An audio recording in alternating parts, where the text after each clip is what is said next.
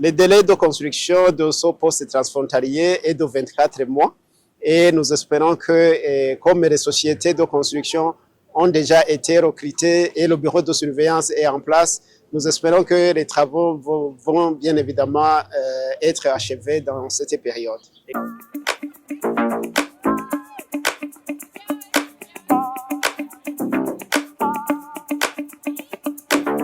Merci beaucoup.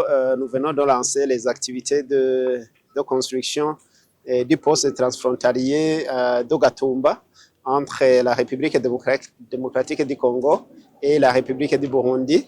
C'est un poste transfrontalier moderne qui servira un transit de vivres, des produits et des personnes en toute sérénité, en toute sécurité. Donc, c'est un poste qui est, je dirais, le premier, même de moderne par rapport aux autres qui ont été construits ici dans la sous-région. Et ce poste sera un exemple des postes transfrontaliers de la sous-région ou bien de la région des Grands Lacs. Le délai de construction de ce poste transfrontalier est de 24 mois.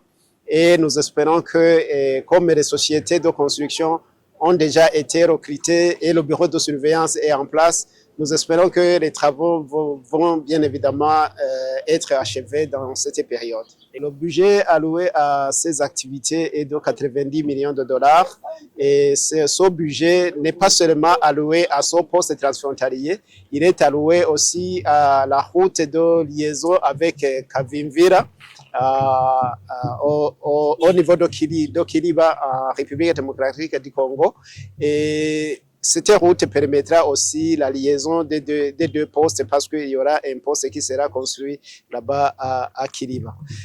S'agissant du financement du projet, le projet a été financé par l'appui du groupe et de la Banque mondiale. Oui, bien évidemment, on a passé une longue durée dans les études de faisabilité, les études d'exécution.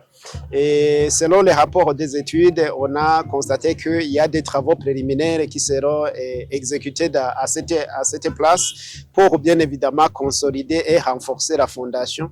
Et nous espérons que les constructions qui seront érigées ici seront en toute bonne sécurité.